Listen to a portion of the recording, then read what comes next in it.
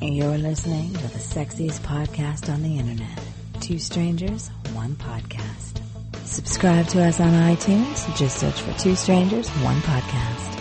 For Android users, we are also available on the Stitcher app in the Play Store for Google.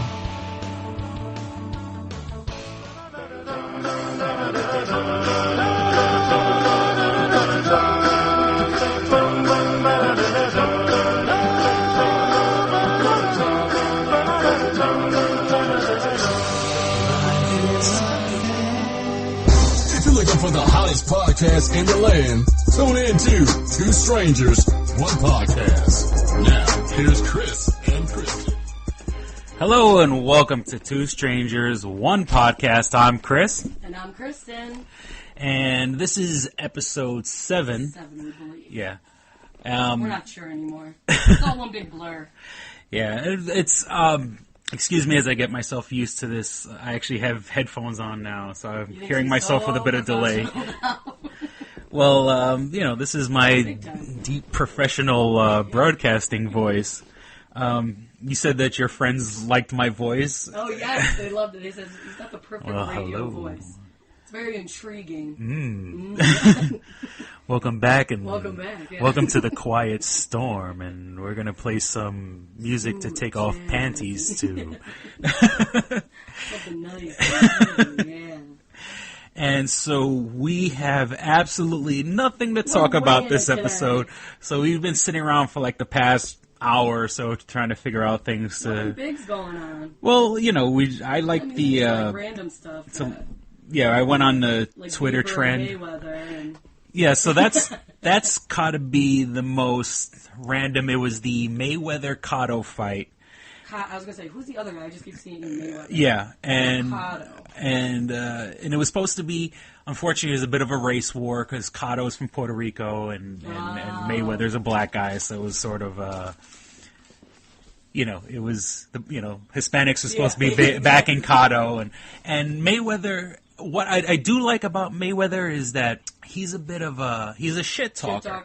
He's too riled. You hate him or you love him. There's no, what I liked about wrestling is that there was always some sort of with wrestling. It's soap opera. It's drama, and And then the hot girl comes out and touches the one guy and is like, "I'm with you tonight." It's so soap opera-ish. Yeah, boxing. It's been a while since boxing actually had drama. Back like when a big event, like you're getting hyped up for. Yeah, I want a guy that talks shit, and that's why Mayweather. That's why he succeeds so well because he talks shit. Yeah. He likes to stir up controversy so people can listen to it. People can watch. An interview, it was like kind of like a documentary, but an interview style. Yeah. I don't know when it aired, but I saw like previews of it. HBO, yeah. Was that it? HBO does a show called 24/7 or something like that. So I think it must have been something like that. And they're showing he's like, people who come up with lines that like beauty's on the inside. He's like, those are ugly people saying. He's like, people who say money is nothing. Those are poor people saying. And I was like, oh my god. Yeah, he talks shit. He brings And that was like 20 seconds, and I was like, this is the guy I already hate. And that's the whole thing. You want to have someone that even if you hate him, you want to watch him. You want to exactly. You either want to see him get his ass beat, or you either want him to win. Or see if he backs it up. Even Muhammad Ali back in the day was, entertaining. He kept, he got people in the seats, even the people who couldn't stand him. People, even with the political ties where he was going to fight in Vietnam and he didn't fight in Vietnam. He brought people to the seats. Right. And that's what they need, is somebody to stir up that. Yeah. Is he going to back it up, or is he going to... And I think he took a picture with, like, all the money that he must have gotten from it. So, again, even more, you're just digging it in there. And a pompous asshole.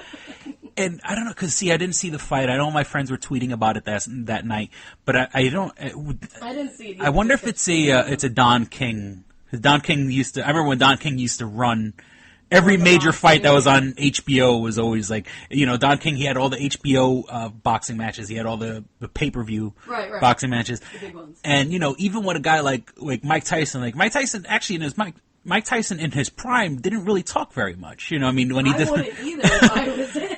I mean, Mike Tyson got a little more interesting at the end of his career, but that's because, he got lazy. He's being crazy, yeah. But, he was on like a roast not too long ago. Oh, yeah, he was on the Charlie Sheen roast. Yeah, and it was like, I don't even know why I'm here. Like, the funny thing is, obviously, those roasts, they always have, they're writers. They're professional writers.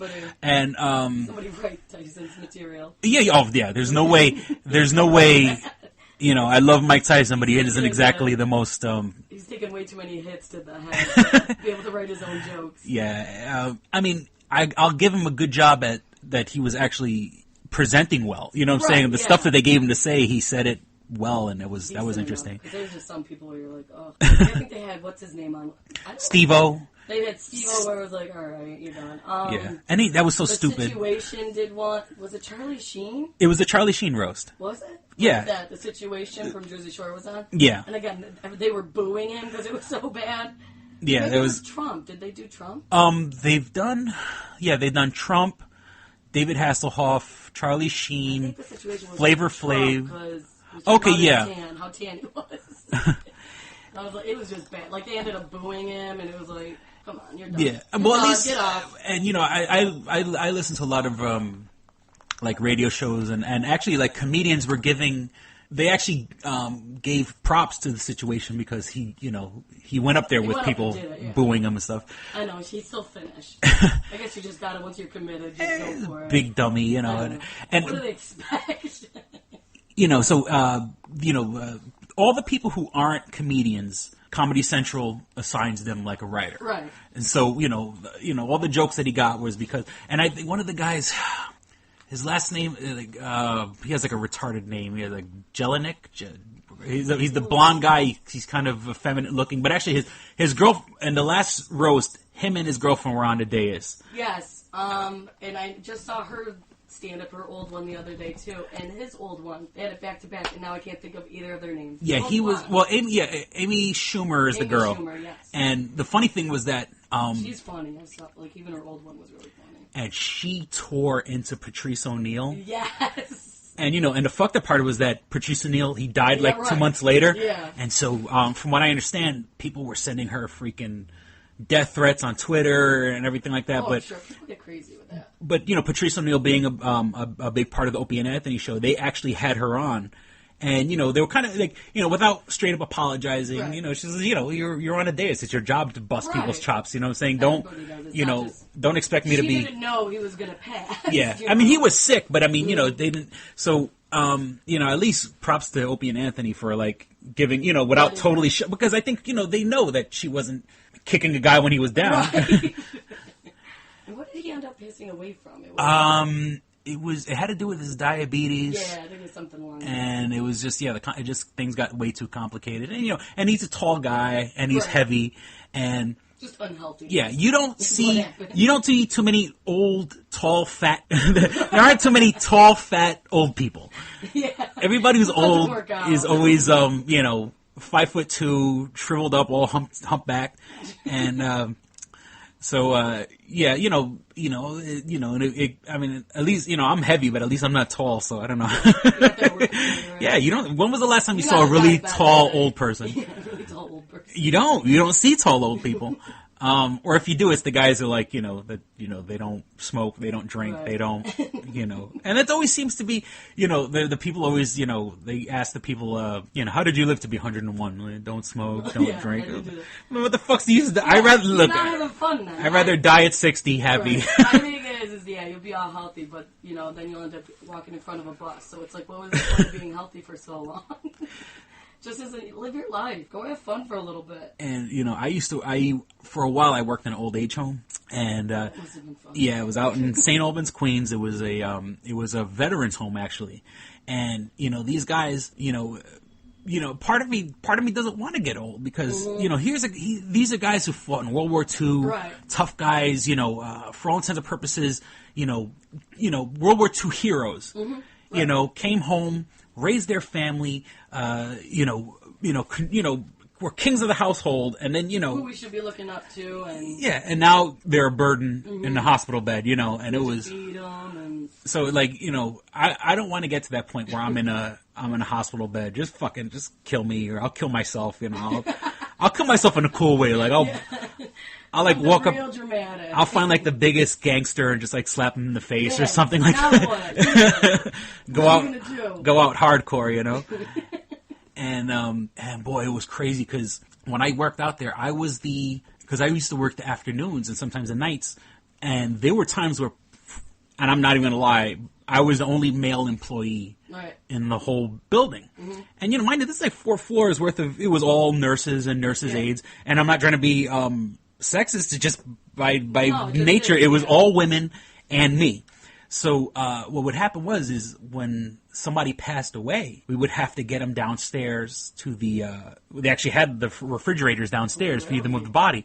Now I'm not trained to fucking move. I was a security guard. I worked the freaking door. I was there to make sure nobody walked in, and it was a sweet gig because we were on property. We were on federal property, even though it was a state-run home. And we were in the back, so we didn't get, like, vagrants, you know, we didn't get people trying to wander in. If anything, I mean, you get the couple guys with dementia that were trying to wander out. And you gotta put them back. And so these girls who were nurses' aides, and like it was like 8 units, every unit had its own nurse, like, well, the nurse ran the unit, and then, like, a couple of nurses' aides, which is basically like, you know, you could get your nurses' aides degree in, like, 6 weeks, you know, you go to, like, Everest Academy. Get it online. This is how you take care of someone. And they were actually afraid to move bodies. Like, you know, like, you just took care of this person 30 seconds ago. Now that they're dead, now you're scared to touch them. Yeah. So their body's still warm. Me, with no training whatsoever, would have to, like, go and, like, help somebody else move the body onto the... Because also, since I had keys, you know, my thing was, I had keys to go get them the gurney, you know, that went into the refrigerator, but I wasn't trained to fucking move a body. Now, I mean, with that being said, I mean, I did everything I could to be respectful, you know what I'm saying? I would, you know, like I said, these were all veterans, and I would never be disrespectful to the body, but... You know, it was crazy that they would, you know... Trust you and... Yeah, like I had a, you know... this is someone's grandpa, you know what I'm saying? Like, or, you know, and there were women there also, like, because with the Veterans Association, you're covered, like, your family, your wife is covered and stuff like that. So, you know, I mean, luckily, I don't think I ever had to move a woman's body, but it was usually the men. And, like, who the hell am I? Right. You know, who the hell am I to be moving bodies? There's a guy there that they needed for muscle. And go get Chris, hurry. And, you know, at the time, I was right while I was taking that, while I had that job, I was also taking classes to be an EMT, like what you're doing right now. I'm almost done, so hopefully by the end of next week, I will be a certified. You'll be certified EMT. Well, it's EMTD now, right? It's like defibrillator. No, B is just the basic. Oh, okay. And then, well, the defibrillators are all automatic anyway. They took away, I could do the defibrillator. They took away, then there was like an intermediate, which I think they're taking that away. And then it's just going to go straight to paramedic. Oh, wow. Because I think they're taking away intermediate, like just the classes. So if you have an intermediate now, you can still keep that. Oh, okay. But they're taking that away and then just go straight to paramedic. Because they're like, you can learn some of it either as a basic or some of it as paramedic. Oh, okay. Whatever. Well, I mean, what I learned from, like, moving bodies was, like, you know, you'd grab the sheet, like, you know, you move the bed next to the other one, someone grabs the head of the bed, someone grabs the foot of the bed, you drag the body. Right, it's like the wrapping, and so, get them out of there. And, and it was crazy, because you would have to put everybody in their room. Because during the day, it was almost like a prison. A lockdown. Yeah, like the funny thing, you had to push everybody in the room, and there was people, we know what you're doing. Right. It was a community. They know when somebody died. Someone was close to death. It's like an old Melrose place. Yeah. Only like it's not like a drug overdose they're dying from, or like somebody killed him. It's like old age. Yeah, it's crazy. That is kind of crazy. Like, therapy. That it's a community. Like when I worked, like right now, as you grow up, you go to school and you deal with high school drama. Right. You know what I'm saying? Then you go to college drama. Then you go to work, you deal with work drama. Then you become an old person. Then you have to deal with old people drama. And I have heard statistically, a lot of old people are getting more and more STDs because of these nursing homes where they're all, and then they're going around and sleeping with each other. And I was like, that is disgusting. It's not even like they're old and they're going out. It's they're already in this nursing home. And they're fooling around. It's like college to them. Well, with Viagra out there. his boner pills. Like, Viagra, they could just pop a pill and go next door. Go ahead, yeah. It burns when I pee. Oh, Grandpa. Yeah. You're like, imagine being like the nurse's aide, like walking in the breeze. It's like, what are you gonna do? Just let him finish. Now there's like an outbreak of herpes. I going can't around. get her pregnant. Exactly. That's nasty. They think they don't have to use a condom because they're not gonna get them pregnant. Oh my god! Yeah, so there's like an uprising, increasing numbers of STDs. Menopause, Grandpa nature's got birth gonorrhea. control.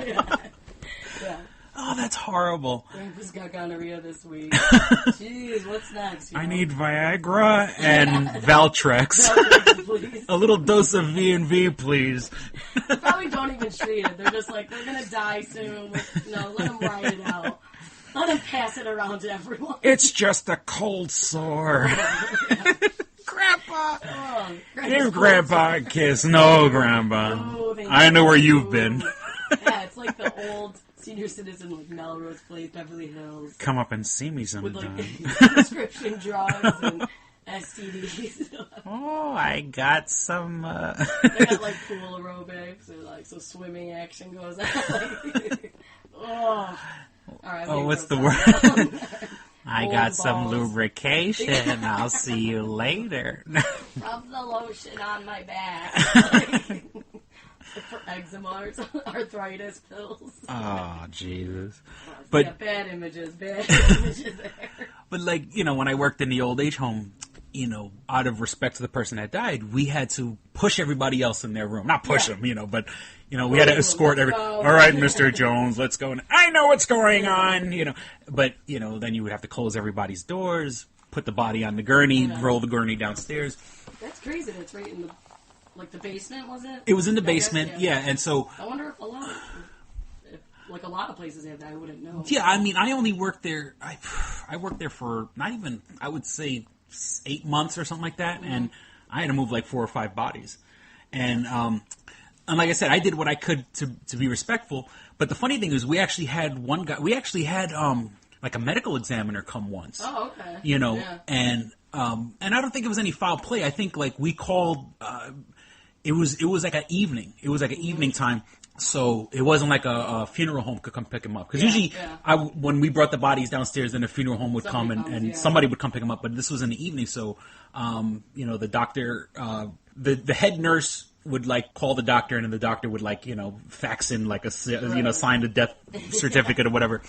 And so, you know, on like an evening, so the medical examiner came, and like, you know, I mean, don't get me wrong, you know, a job like that, you have to be detached from, you know, you see it so much. It's like you can't get close. Yeah, these guys are, you know, and that's the crazy thing is because when I worked there, you know, I had 2 different tables on the first floor where I could be stationed at.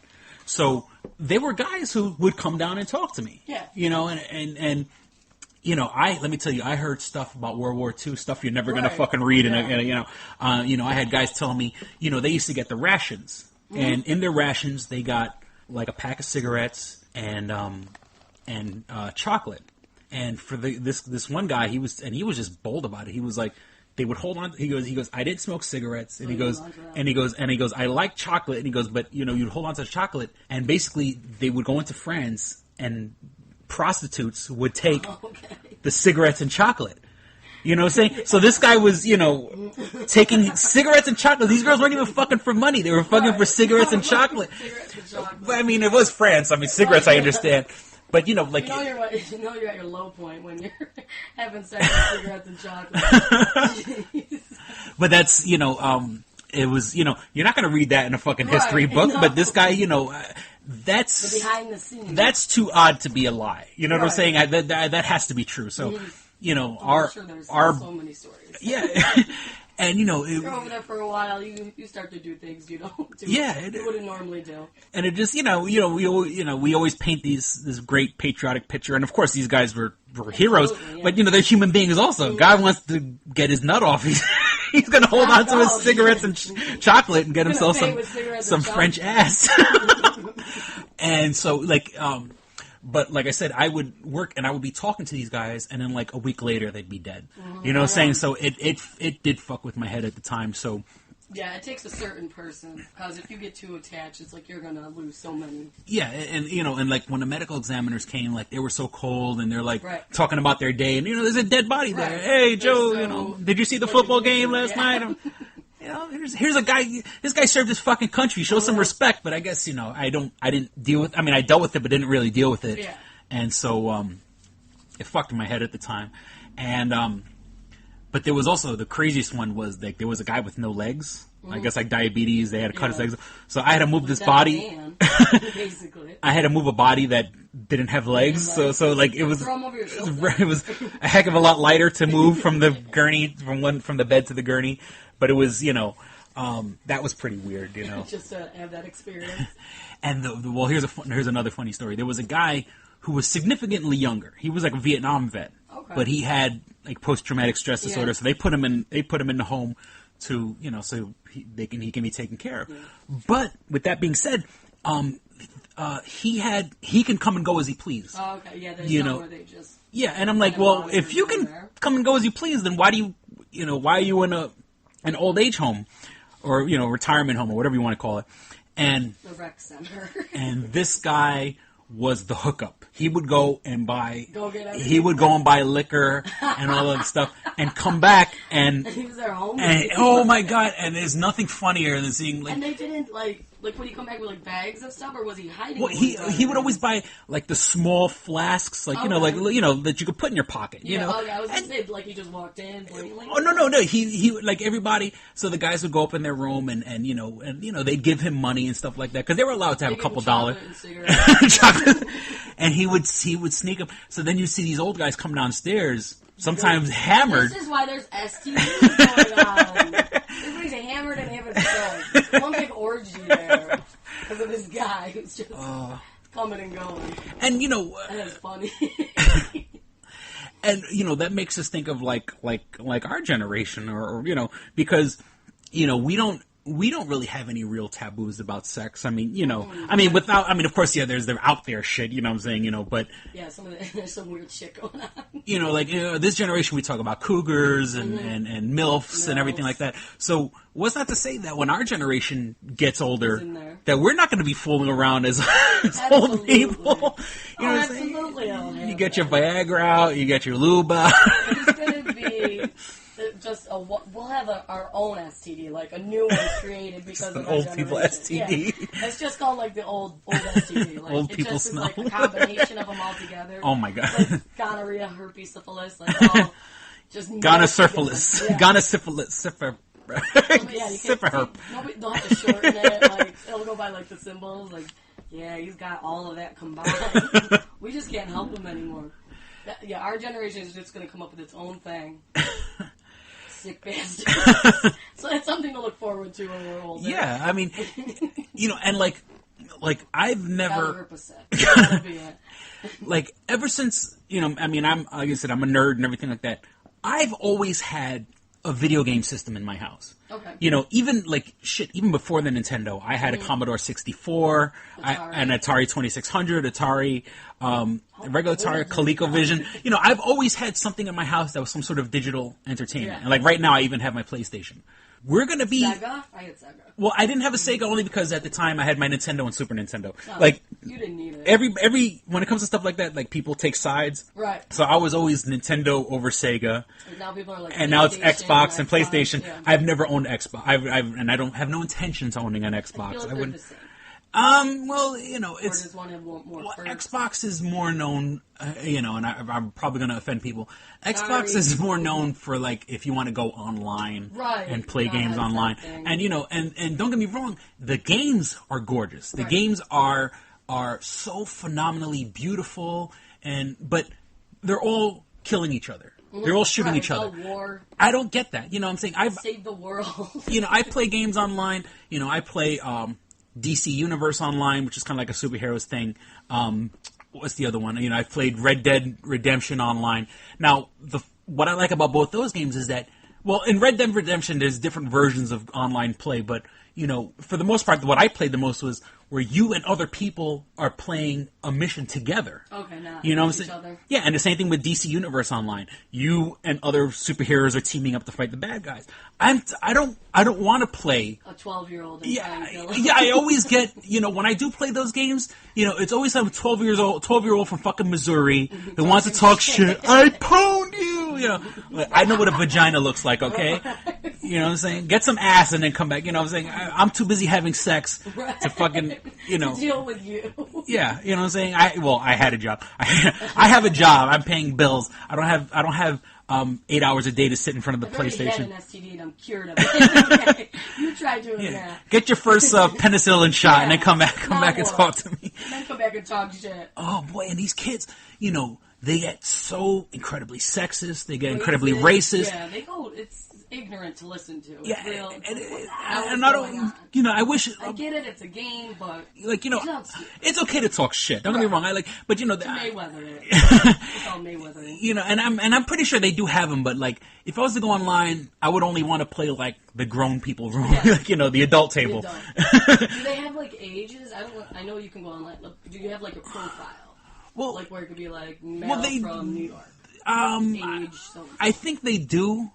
But you know, it's kind of a free for all. You know what I'm saying? I mean, I know they have like guilds and stuff like that, and I guess if the guild wants to only have, you know, players over 25, you know, but you know, but just all these extra steps. You know what I'm saying? I don't want to go these extra steps, but I'm tired of getting my ass kicked by some, you know, overweight 12-year-old in Missouri in his parents' basement who shot me who got a headshot in Call of Duty. You know what I'm saying? It's not, you know. I know what a vagina looks like, so don't you know, I'm winning in life. You won in the game, I'm winning in life, okay? You can have your win online, all right? And it just, like, that's why, like, I don't like games that you're competing against other people. You know what I'm saying? It's not, you know, it's boring, you know. I'm sure it gets old after a while. Yeah, I mean, and I've never played World of Warcraft, but I kind of, you know, I get I get the concept of it because you're working with other people. Right. You know, I don't. Maybe because I can't play. Teamwork. Yeah, like teamwork. You know what I'm saying? I mean, or you know, teamwork makes the dream work. Yeah, I can see you having that poster now. You know, you want to, like, if you could make a game where you're creating with other people online, right? You know, like my stepson plays Little Big Planet online, and one thing that's cool about Little Big Planet is there's a whole freaking community of people who are making boards, because part of Little Big Planet is you can make your own boards. That's cool. So it's all creative stuff. Yeah, the funny thing is, like, you know, he hasn't played the standard game in months. Playing everybody else's you know, what is it? It's May. I think he got the game for Christmas and like beat it by like January 5th. And since January 5th, like, to now here in May, 4 or 5 months, you know, 4 times the time for the time he's played and he's still playing. Cool. He's playing online because there's people who make boards. It's cool you can do that. That way the game, like, after you beat it, it's not like over. Yeah, there's still, and see, that's the way it should be. Right. You know, it's kind of lazy nowadays. I feel it's lazy for these, you know, for these game creators to make a game that's about, you know, you're going to shoot the other guy. Yeah. You know what I'm saying? And of course, it always comes down to who has the best gun and who, you know. If you rank up and you have, you know, if you're of a high rank and you get a better gun, of course you're going to kick ass because you're just better. You have everything going for you. Yeah, it's, you know, it's not, you know, it's not fair to the noobs, you know. And I know I'm a noob and maybe I'm sour grapes because I don't play that well. You know, maybe because I don't play that well, but you know, I think it's lazy game making to have just competitive boards. You know, capture the flag, king of the hill. You know, it's boring. It really is. I mean, you know, I don't know. I don't know. They need to make more games. Right? They need to make more games where you're creating with other people online. I know. I'm waiting for this the younger generation to come up. They're going to be so lazy, I feel. Because it's just all technology, and it's just done for them. Yeah, it's... My mom's a teacher, and she's a teacher in the high school. So the kids are around 16, 17. Mm-hmm. She had to... What's happening now, I see a lot, and it's frustrating for her as a teacher, is when the kid's in trouble, the parents side with the kid. Oh. Like, when I got in trouble in high school, my parents were like, what the hell did you do? Yeah. Like, side with the teacher. Now it's like, I'm calling the principal as the parent, like they're saying the teachers this. My mom had to argue for this one kid to take out a pencil. Like, he's like, I'm not doing it. Like, now we're just being lazy and just being argumentative just for the heck of it. And the parents sided with him. Like, what? No. Like, I just feel like you're just going to be stupid and lazy. And I'm trying to raise my daughter different than that. Right. I don't, these people, that few that really ruin it. Where some people seem to forget that your kids, your kid can be a pain in the ass. You know what I'm saying? And I don't get like the whole phones with like 8-year-olds. Yeah. Oh my God. What are they calling?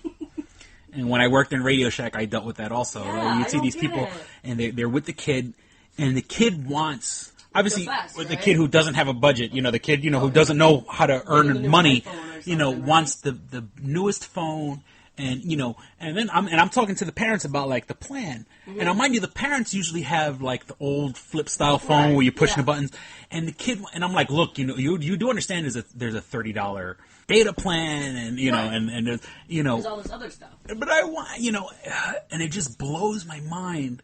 And it's like there's no restrictions. Like the iPhone, you have the internet. So it's like no restrictions on what they look up. Yeah, there's no... It goes from there, there's no parental... and I can only imagine the stuff that, the kids are available. Like right now, like I said, I do have my stepson. He's 8 years old now. Sorry, I had to think about it for a second. Yeah. I was about to say 7. He's 8 years old. And he doesn't go online. Right. Now, actually, and I guess I'd probably be kicking myself for saying this also, but his PlayStation can go online. Yeah. And I know he watches YouTube videos. And the good thing, at least YouTube doesn't have like nudity and stuff like that. Right, it has that. But at least I'm aware of what he's doing. Mm-hmm. And I guess, and don't get me wrong, I know for a fact that there are adult websites you could go on to with the PlayStation. And I guess he's 8 now. He'll be 12 in 4 years, so I'm pretty sure he'll be but I'm going to do what I can. But at least I'm aware that there's a problem. Right. You know what I'm saying? And at least with the PlayStation, you're doing all these extra steps to go online. It's not easy. That easy. But I'm pretty sure these parents have like no kind of restriction on the kids. It's just here's your phone, or here's your phone, here's a computer, go on Facebook, show the world that what a hoochie you are. Exactly.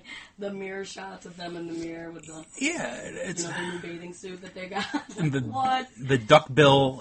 I do not get why girls purse their lips. That duck bill, I don't. There was a YouTube video of just like the pictures of all these girls that do it, and they had a song to it. It's like something about the duck bill song or something like that. He made a whole song. It was hysterical.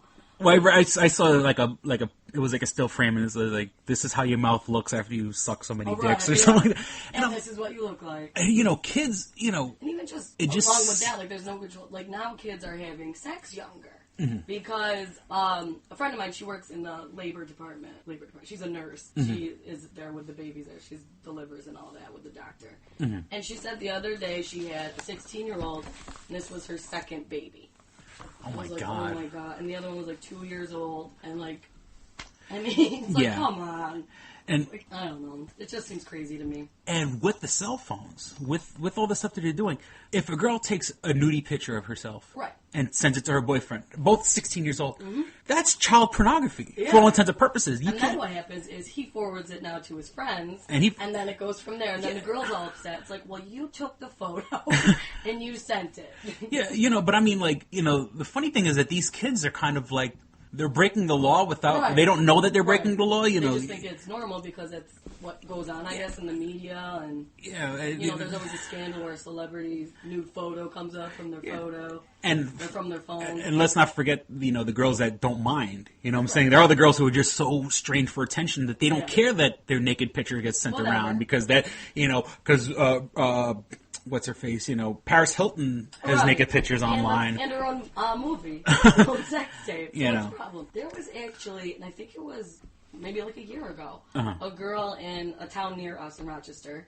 She actually ended up hanging herself because of a photo she had sent. She took a nudie picture of herself? She sent to her older boyfriend. She was younger and he was a senior. Mm-hmm. And then his ex-girlfriend, who was a senior, caught wind of it, whatever, somehow got a hold of the photo and sent it to all the girls in the school. And then it just came back to this girl and she was taunted. And then... she ended up taking her own life. There you go, perfect example of bullying. But it's it just blows my mind because it's child pornography. Exactly. You're when you forward something like that, you're distributing. And I don't even know, since he was a senior, he could have been even 18. Yes, well, 17, yeah, well, yeah, so 18. I think it's 18, right? Yeah, I forget. I always forget, like, what, I think, like, you could have sex at 17, but but I guess, yeah, if you're sending a picture of a girl at 16 naked, right, that's child pornography. That's just awful, and that needs to be stressed to kids. Parents need to like look, and trust me, I'm doing my best. I know girls are going to rebel. I know my little girl who I love and calls me daddy and hugs my leg. It only lasts for so long. And she's going to be 2 in a couple months. In about 11 years, I'm going to be the biggest scumbag on the planet. I'm going to be that asshole. Not to mention that I'm the only one changing her diapers now. You know what I'm saying? I'm the only one who feeds her. In 11 years, I'm going to be that asshole, that scumbag. I know she's going to rebel. I know she's going to break my heart. I know she's going to do things. It only lasts for so long. She's going to bring home guys that will fucking send chills down my spine because, she knows that it's just purely going to be irritating to me. But... And with them all having younger sex now, they might even themselves have their own STD created.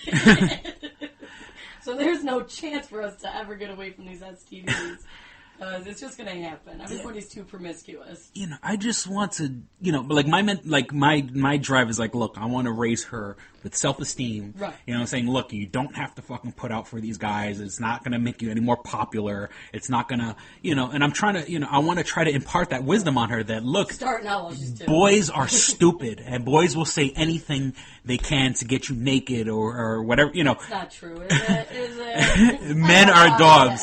And it's like, it's like there's all this. There's like this avalanche against me. You know what I'm saying? Because it's going to be me versus her friends and her peers, and and I gotta give her all this armor before I send her out into the world. To like, you don't have to do that for a boy. You don't have to kiss him. You don't have to take nudie pictures of yourself. You don't have to.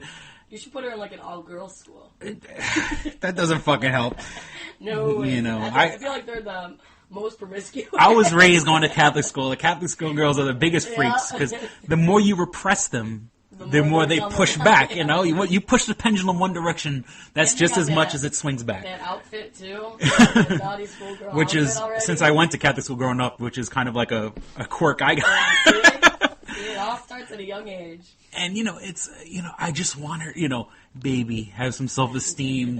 Please understand that gonna be okay. There's a whole life ahead of you that, I want you to do things for yourself without, you don't need anybody. You don't need to have somebody to validate you, to go out and do your own fucking thing, It's so funny now. I'm only, in my 20s, and I'm looking back at my high school years and middle school, it was...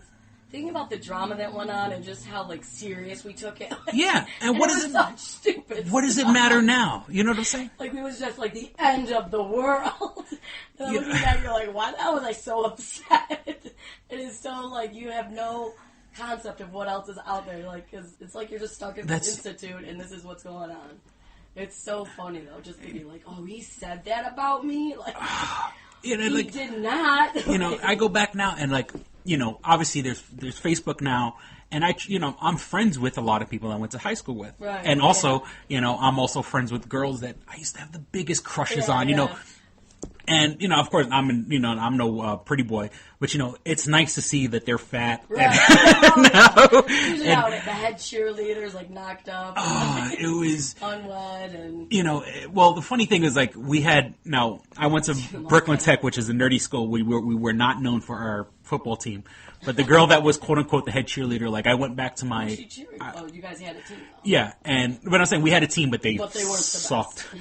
And the girl that was a head cheerleader, she actually remembered me. My graduating class was 1,500 kids, and now she's still very good looking, but but she remembered me because I was the clown. Okay. You know what I'm saying? But I look at there were these girls that at the time I would have jumped in front of a train for. You know what I'm saying? And now they're all fat and they're all they all had kids and they didn't go too far. Yeah, it's there's people I would have fucking killed myself for, now, like, I wouldn't even give him a second look. Like, oh. You are and intense you are in high school, and you're like, really? I really would have done anything for that girl? Yeah. Looking back, it's so funny. And what I'm pissed about is all the nerdy people who I was very nice to. They all now are, you see on Facebook, they're great lives. They have huge houses. They're all like pharmacists. Like, you bitches. I should have been your best friend. Okay? I want to change that. Okay, because now like all my friends were like living at home with our parents, still going to school. And then you got like these pharmacists. They have these huge mansions. The husbands were like, really, they were so ugly, so nerdy, and they're gonna get married. A lot of hatred comes on Facebook. Well, like, I mean, where I went to school, it was all nerds. So, but you do see, I mean, there were guys, there are guys now who I'm still friends with on Facebook, who are doing their thing. You know what I'm saying? And they got good jobs, and they're living well, and they drive nice cars. I'm kind of like, I was like rubbing your face with the photo. Here's my new Maserati. Like, here's my new BMW. Shafayette. No, which is, I don't even know if he'll listen to this, but, and that's the funny thing, and like my boy Shafaya, who I'm going to call him out, he was a big fucking nerd, and now he has a very good job. Right. He drives a nice car. He's macking it, his profile is nothing but pictures of him hanging out with his very attractive wife. Right. There was this kid, the kid named Kwong. And Kwong, and boy, and I have pictures. I could tell you, anybody who went to high school with me, we tortured Kwong because just because of his name, and it had nothing. It wasn't a racist thing because Brooklyn Tech was filled with Asians. But we just like Kwong was just like Kwong, Kwong, Kwong, Kwong, Kwong, Kwong, Kwong. We used to just like I have a picture with me and my boy Eric. Like we wrote Kwong giant on the chalkboard with us like standing in front of it. Kwong was like the joke with anybody who I went to school with. They're like my immediate circle of friends. And I went to the reunion, and he's got money. Yeah, his wife is very attractive, and I'm not trying to be disrespectful. You know what I'm saying? I mean, he's got it. He's got it going on. He's got it going on now. That's probably what he said every time you guys made fun of him. Yeah. He's like, yeah, just wait. Just wait. Yeah, like Bill Gates, Years from now, just wait. And not that Bill Gates is a handsome man, but, I'm going to take over the world with computers. Right. You'll see. Get ready. Make fun of me now. And so, it's, these... Actually, that's the message you should send these high school kids is, look, the kids that are getting picked on right now, those are the ones that are living large. All these TV shows that you like and all the people, even the shows that are about popular kids, right. The producers of the show, the people who sign the actors' checks are all nerdy people. I hear there's like a new strain. I don't know if you would call it a strain, but a new depression going around with people with this Facebook because people like see other people's lives are so great and theirs is. Well, you never know. I mean, because Facebook is only what you show. What you show. Because there's so many people where I'm like that. Like, yeah, you had a great day, but you say that every day as your status. So yeah, you don't know. Yeah, I mean, I don't share every option of my life. I mean, there's some people who do, and it's like something's up if your life is that great. Yeah, there's something going on. Everybody has fucking bad days. Everybody's got. I don't care what job you have. You could have. You could be the judge of a blowjob contest. You're gonna have bad days. You know what I'm saying? That's a bad day. Every job, actors, athletes, musicians, everybody has somebody in their job that drives them fucking crazy. One girl I'm friends with she's from college, she's from high school. Every day for the past year has been a status about her wedding. Every day. Oh, like, God. I know that in 40 days she's getting married. And I'm not even invited to this wedding. And every day it's something like, cannot wait, like 40 more days, working out. Like, oh my God, enough. And see, that's the funny. See, that's what I like about the difference. Like, okay, well, not, we're about 10 years apart, 8, 9 years apart in age or whatever. So people are getting married in my group. And let me tell you, when, your group's getting divorced. My group, exactly. All my friends, like, and I put this out there as a Facebook status. I was the best man, or between being a best man or being in the bridal party, I was like the best man in like 7 weddings. Oh, you know what I'm saying? Like between being the best man or being in the bridal party, 3 of those weddings are still together. 3 of those marriages are still together. Everyone else has been divorced, and not that I'm rubbing it in people's faces, like haha, because I was divorced myself. Right. People need to calm down, chill out. you know, especially with these expensive, like me, I got married. That crazy. Weddings are way too, you know, yeah, way too expensive. It's a whole industry built around fucking you out of your money, and you know, and the funny thing is, not funny. I mean, I guess it's sad. I have friends that are still paying for a wedding when the marriage is over, married, right? and they're still in debt. Bitter, like, oh, I gotta still pay for this. I gotta still pay for this bitch. And you know, like. Okay, now, let me preface this by saying that I guess if you come from money, like if people have money in their family, that's another story. You know, okay, it's okay to spend $40,000 on a wedding if you're going to get $60,000 back in gifts. Then you've made you're $20,000 profit, and that's, you know, $20,000 is excellent if you're a new starting couple. But, you know, all my friends, we're broke, we're poor. You know, a lot of people get married like real young, like in their mid-20s, and it's like, what money do you have at that time, you know? And then they go for this extravagant wedding because of course she wants it. Every girl has to be the princess for a day just so they can rub it in all the other girls' faces. That's me, bitch. I'm princess. Look at me. And then they compare it to everybody else's wedding. It's a whole competition. It's disgusting. But it really is. I know some people who are older who have been married now, like in their early 30s. So, and they got married in their mid-20s, so they've been married for a while. But they're miserable. Like, they're not happy. It's just married to either be married to coexist for the kids, or divorce is too expensive for them now.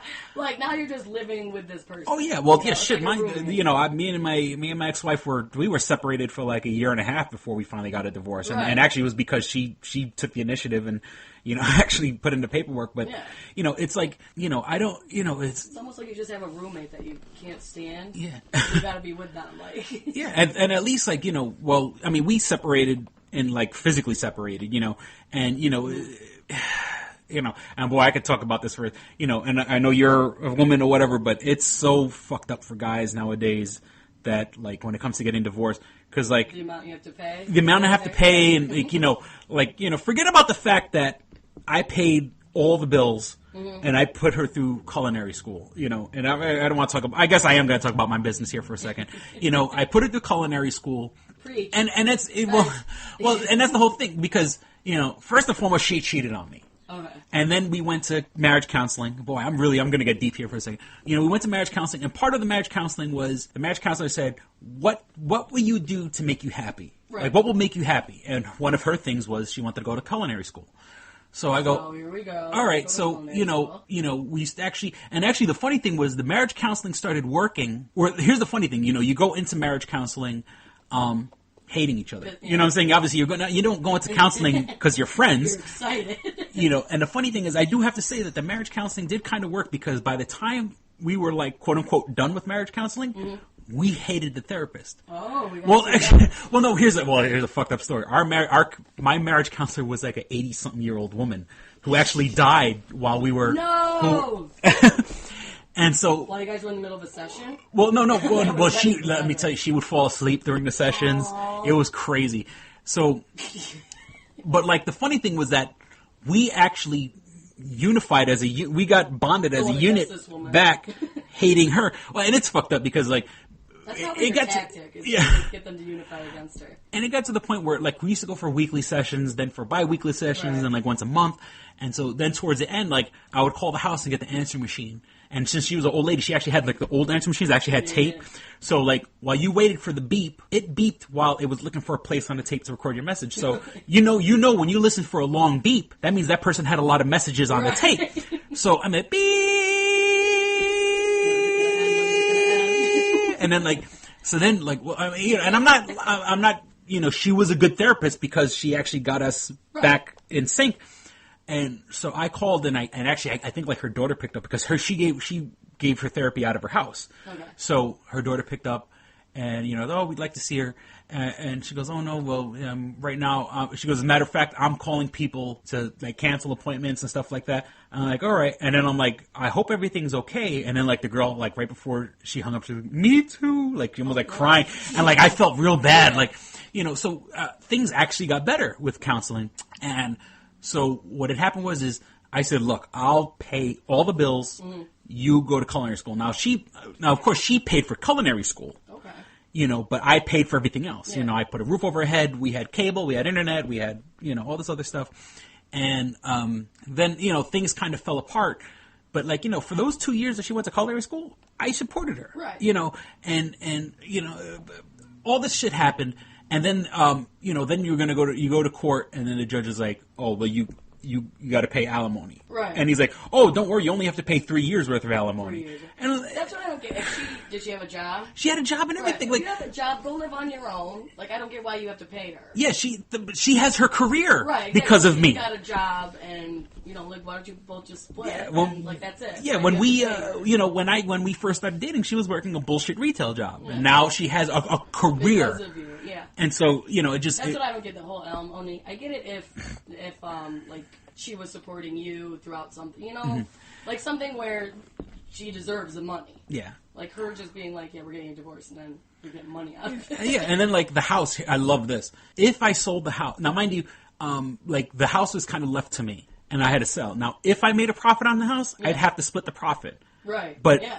since my house went in foreclosure, that debt is only affecting my. Not hers. Yeah. Not hers. It's not affecting her credit report. She doesn't have to apply for bankruptcy or whatever. But if I sold the house, she would have to get a part of the profit. It And doesn't make it's sense. such this bullshit old archaic system. And it's like the celebrities or, you know, sports athletes, that's what I'm looking for there. Like, when they get a divorce, then they gotta, like, millions go to the wife. Yeah, for like, what? Tiger Woods, what does she get? Like, Yeah, 22 million or something? Yeah, Tiger Woods' dad has been training him since he was since he could barely Yeah. walk. Tiger Woods was swinging a club. Since he was just a cub. Yeah. Tiger Cub. You know, Tiger Woods has been training to be a professional golfer since he could fucking walk. Yeah. And now you're going to tell me that He this should chick, just have to because pay, she like- married him, that she's going to get getting all his money? some of his money? What? Because he fooled around? Like, he should just pay, like, child support. Like, Yeah. that's it. Not this. Alimony for what? So much millions, and it's like, now she just doesn't even have to work anymore. You know, I love, Just you know, because she got screwed over by him. you know, women want everything to be equal. And I'm Right, not, you know, I'm right. not trying to attack women or whatever. I sound like a real misogynist on this show. And I'm like on your side. This is weird. But it's like, you know, they want to be treated equal, but when it comes to alimony, and all of a sudden, you know, wanna do nothing and you get want to go with, Yeah. people want to roll with these old rules where, you know, the man has to pay alimony. I thought we were all equal now. I Right. thought, you know, I mean, my millions. because I know there's people like women. I mean, I know there's people who say, you know, equal pay for equal work. What job? Maybe because I've always worked like bullshit jobs, but I've never worked a job where They don't make the same. men and women don't make the same. I think you it's know, more like corporate world, like Yeah. high up executive jobs. Yeah. I'm pretty sure that, and it's not even like it's a lot less. yeah. Oh, I'm It's a only getting little 7 bit. million instead of 10 million. Yeah, exactly. It's like something bullshit and like a little bit less, and they just want to be equal. And I think Yeah. that's like CEOs and like stuff where it's like the 1%.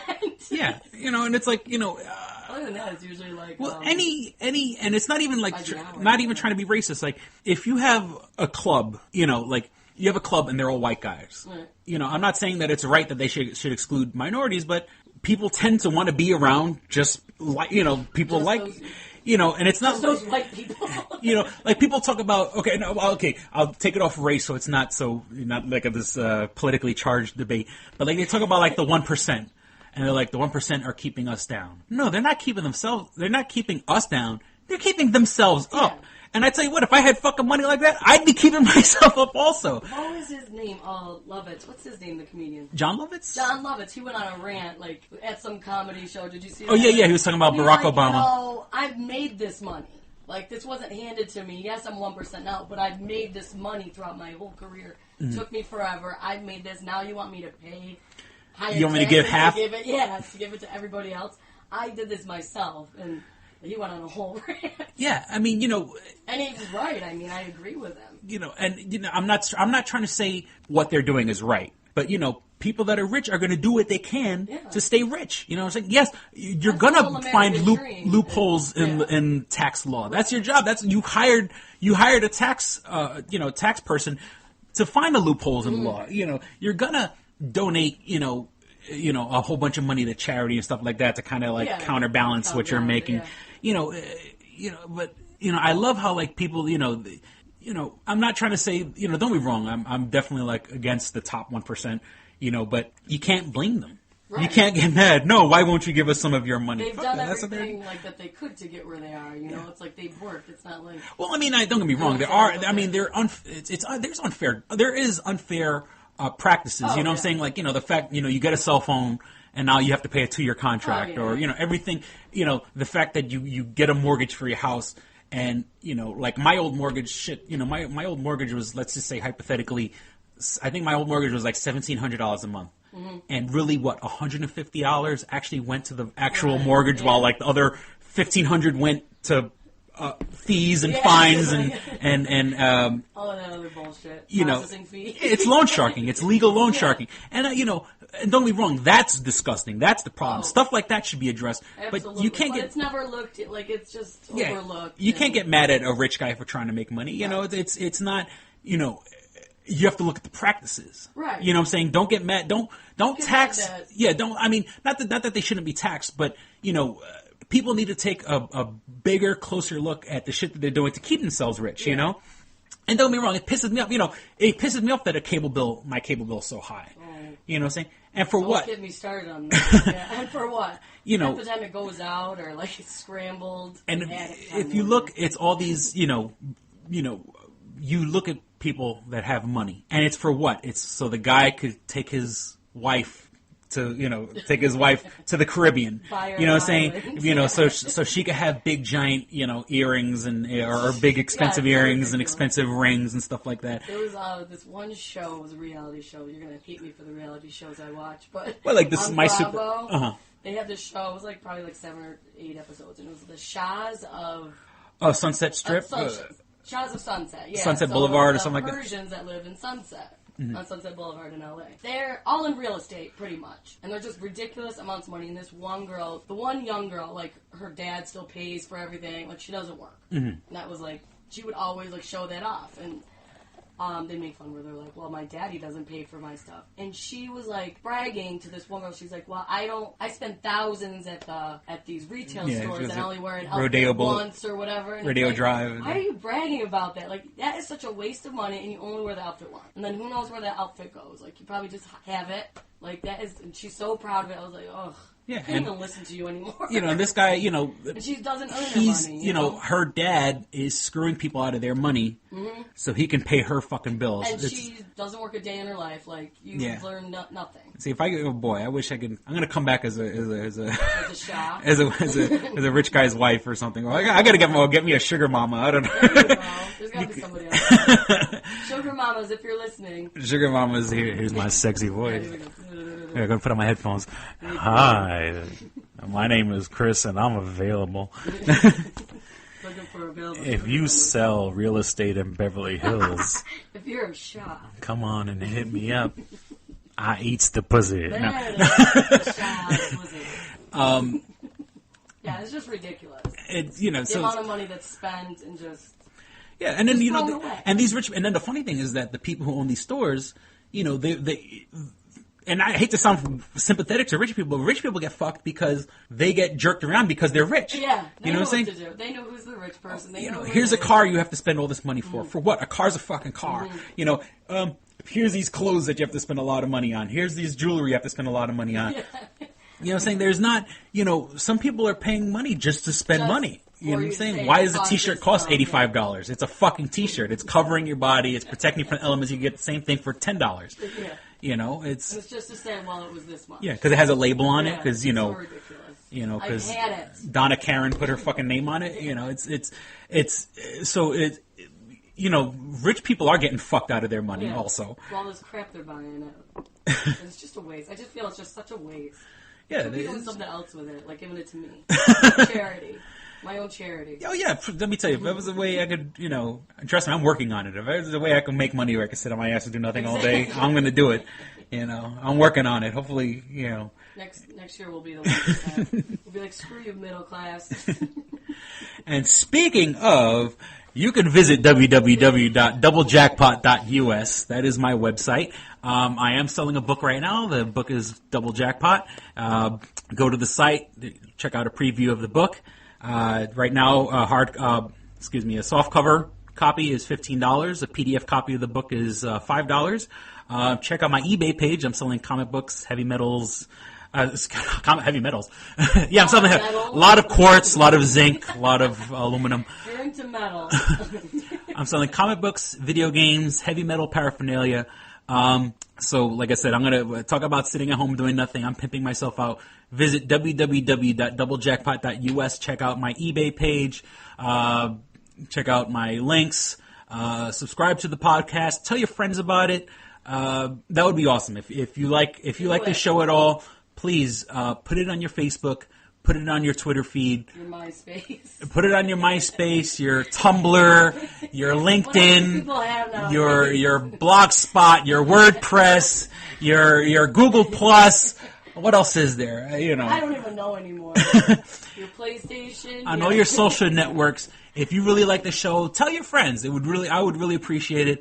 I could go and actually check the numbers of how many times the show's been listened to or downloaded, and I would like to definitely get those numbers up. If all kidding aside, I try to keep it as light as I can. Me and Kristen to entertain you guys. Yeah. What I'm saying, I don't. I'm not trying to be mean. I'm not trying to be malicious or. Fun, yeah, we're fun. Be sexy along with us, and and tell your friends. I enjoy doing the show. I would definitely like to share it with more people. So once again, if you like this show, you'd be doing us a big favor by putting it on your Twitter, putting it on your Facebook, or however you social network, and we'd appreciate it. So once again, we ask nicely. Thank you for listening to Two Strangers, One Podcast. I'm Chris. And I'm Kristen. Thank you. Thank you. Goodbye. Bye. Bye. All right, here we go, man. Go ahead. You want to read Double it? Jackpot. What is it?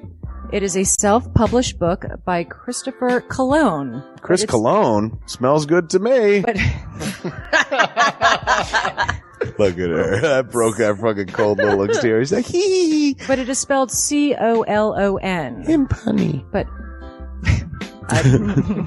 Double Jackpot is a book about a comic book artist, Eric, who is in a loveless relationship with a materialistic I feel you, Eric. Lynette. Oh, fucking. Are you sure I didn't write this? Sounds hauntingly familiar. He starts cheating on his girlfriend with a more creatively supportive woman, Nadia. Well, I gotta meet her. Where's the Nadia? There's your summer girlfriend. Summer Nadia is Nadia. Nadia? Yeah, I think Nadia is spelled with an A. All right. Both Lynette and Nadia play the double jackpot, the largest payout in lotto history, much like the recent Powerball. Both girls play his birth date as the winning numbers. Eric is now stuck between two of the country's richest women. Who will he choose? It's not that simple. This is a clever fucking idea, Yeah, it man. is. Look at her, fucking. She's impressed. I am. She got some summer reading. Christopher Cologne smells real lovely with an original idea. This is. I've never heard this before. I haven't either.